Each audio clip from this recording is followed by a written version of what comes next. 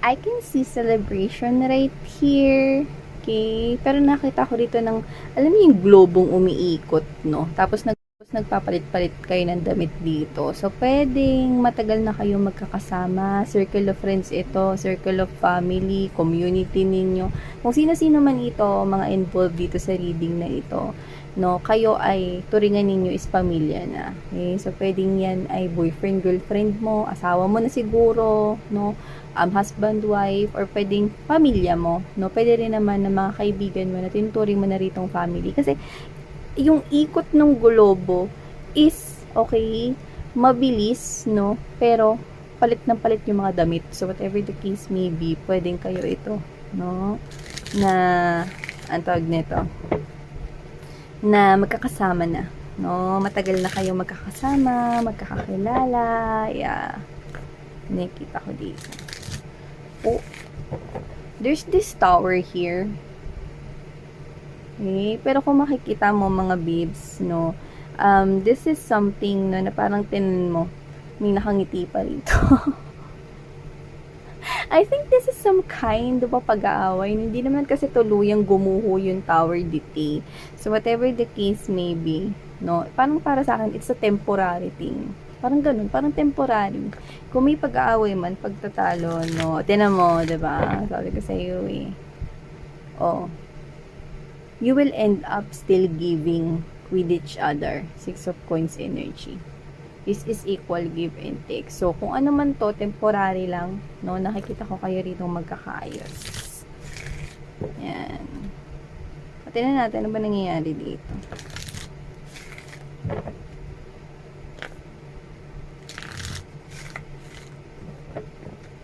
Oops.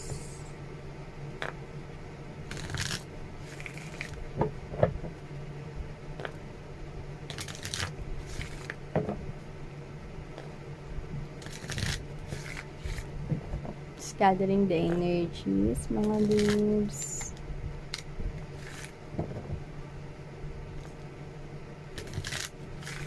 Okay, let's rock this.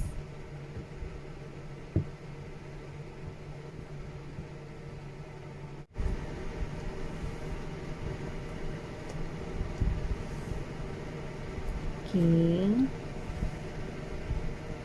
Ang cute. Pwedeng may pag-aaway dito, hindi pagpapansinan, no? Pwede rin naman nagtalo kayo, no? This could be someone here with this Knight of Wands energy, Six of Cups.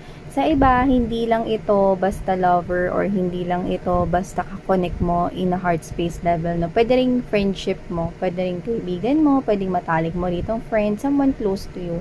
Kaya lang may tampuan kayo ngayon at maaaring ito ay nagbunga ng pagtatalo, pag-aaway, pwedeng hindi pagpapansinan yan, no? With the moon right here, patay ang connection.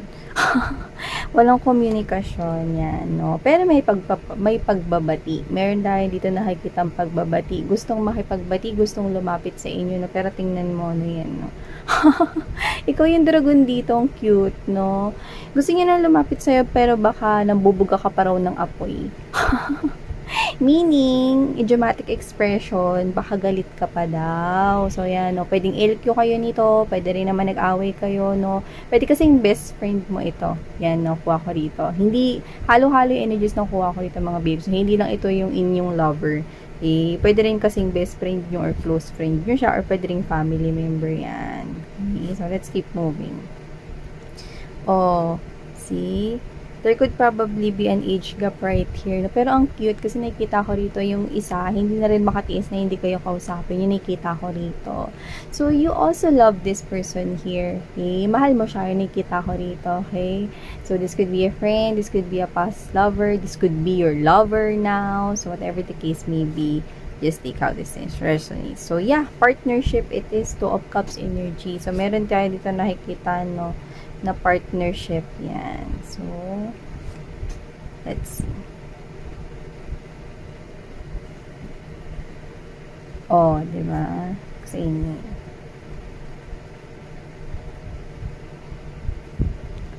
Alright, so collective, bago natin simulan ng reading na ito, reminders na hindi po ito para sa lahat, kaya naman piliin mo lamang yung Alright, sorry about that commercial mga babes, no? Tinawag lang akit. So, yun nga, no? Balik tayo dito sa ating pinag-uusapan. Yan, no? So, bago natin simulan na reading na to, genderless tayo dito at timeless din po ito. So, just see how this resonates with you.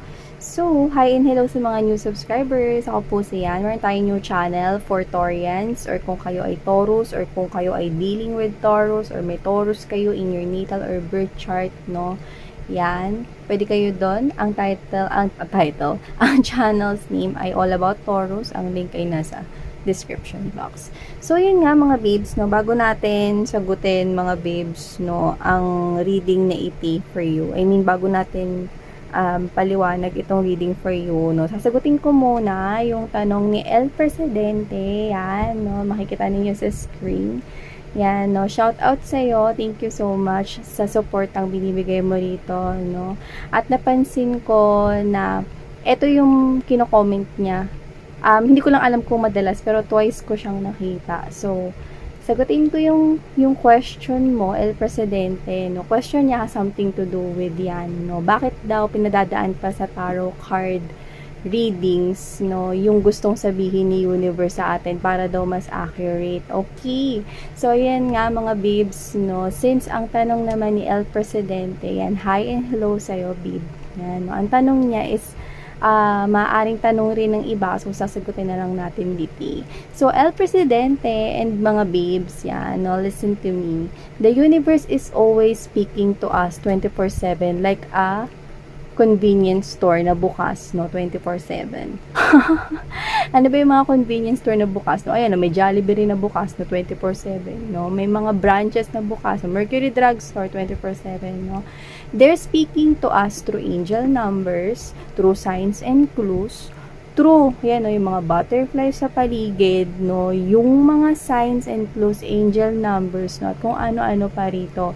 They're speaking to us, they're talking to us, they're sending us a message, pati sa ating mga dreams, sa ating mga panaginip, no. Pati nga habang naglalakad tayo, may pumapasok na lang na image sa ating mind. Oh, bakit ko biglang naisip yun? Yan, no. It's just that, okay, one, pwedeng we're aware, pero hindi literal na bukas or open ang ating pagtanggap sa mga mensahe, kaya hindi natin naiisip at napapansin na kinakausap na pala tayo ni universe. And second, mga babes, no, pwedeng hindi pa kasi awakened yan, no, ang ating kamalayan, no, about angel numbers, about signs and clues, ano-ano ba yung mga yan. Yun kasi yung way ni universe, no, kaya nila laging pinapakita yan, o ganito, diba? Example lang itong mga babes, no? Pagod ka na sa life mo, and then you keep on seeing number 444. Yan, no? 444. Ano ba yan? Sakit sa ulo. Lagi ko nakikita yung 444 na yan. Parang ilang araw ko nakikita yung 444 na yan. Yan. Di mo alam kung ibig sabihin nun. Angel number yun, which means stability. Ibig sabihin, no, may stability na paparating sa buhay mo. Either opportunity pagdating sa work, either opportunity pagdating sa money wherein you can provide to your family, to your home right here. It's stability. It has something to do with your coins and pentacles. It has something to do with your career, business, and finances. So, yun yung mga babes, no? So, universe is talking to us 24/7. Marami silang ways na ginagawa. It's just that sometimes matigas din kasi yung ulo natin, no? Minsan kasi ayaw natin makinig kahit alam na natin, eh. 'Di ba? Kasi sometimes masinusunod natin yung mga plano natin, eh. Masinusunod natin yung gusto natin. Gusto ko kasing gawin to, eh. Yung kung gawin yung sinasabi mo, universe, yan, no? Sometimes we're stubborn. Kaya yun, no? They're talking to us. They're speaking to us. Especially kapag katahimik tayo, eh. Especially pag wala tayong kausap. Especially kapag nagkakape ka lang, nagre-relax ka. Especially pag bago ka matulog. Yan, no? So, they're talking to us 24/7. And they're sending you, lahat kayo, mga babes, no, ng mga mensahe, kanya-kanya kayo ng pinagdadaanan, pero lahat kayo, napapansin kayo ng inyong mga angels and spirit guides. So, yan, no? You just need to listen, hindi gamit ang tenga, mga babes, kundi gamit ang inyong heart, mind, and soul. Yan. Okay? Because through stillness or through calmness, you can connect with the universe. Yan, no? So, thank you so much, El Presidente, sa yung question, no? So, yan. So, you have to pay attention, no? Meron tayong mga angels and angel numbers, no? Na pwede mong tingnan. Alam ko may video ako dyan, no, about angel numbers. Pero hindi lang yon, okay? Marami pang signs and clues. Okay? Na kinakausap ka ng universe. It's just that pwedeng hindi mo lang kasi alam yung ibig sabihin pa nun. Or hindi pa lang ganun ka-open, no? Yung knowledge, no, kung ano ba yung gustong sabihin sa'yo, pero they're talking to you.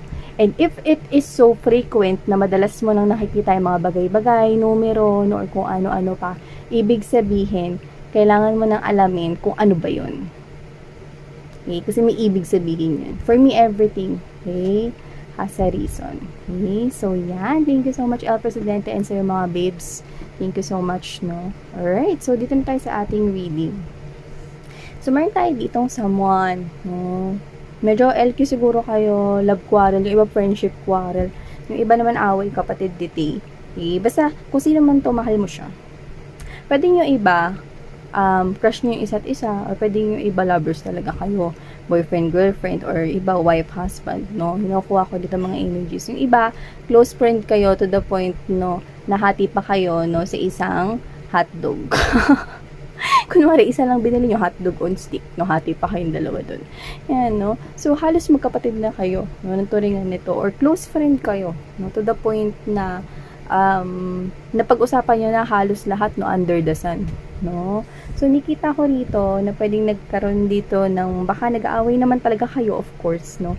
Pero parang yung pinag-awayan nito nitong nakaraan lang, or itong pag-aawayan pa lamang para sa iba, kasi timeless ito, no? Pwedeng tapos na, pwedeng yung iba nangyayari or pwedeng mangyayari pa lang yan, no? Yung pag-aawayan nyo dito para sa hindi pa ito nangyayari para sa kanila, no, is pwedeng mas matindi kaysa dun sa mga pinag-awayan ninyo, kasi parang medyo ito yung matagal kayo rito, hindi pa kayo nagbabati at hindi pa kayo nag-uusap, yan, no? Pero huwag kayong mag-alala kasi sa dulo naman may nakikita tayo dito reconciliation, yan, no? May pagbabati dito, may pag-compromise, may forgiveness, at okay, sige, bati na tayo.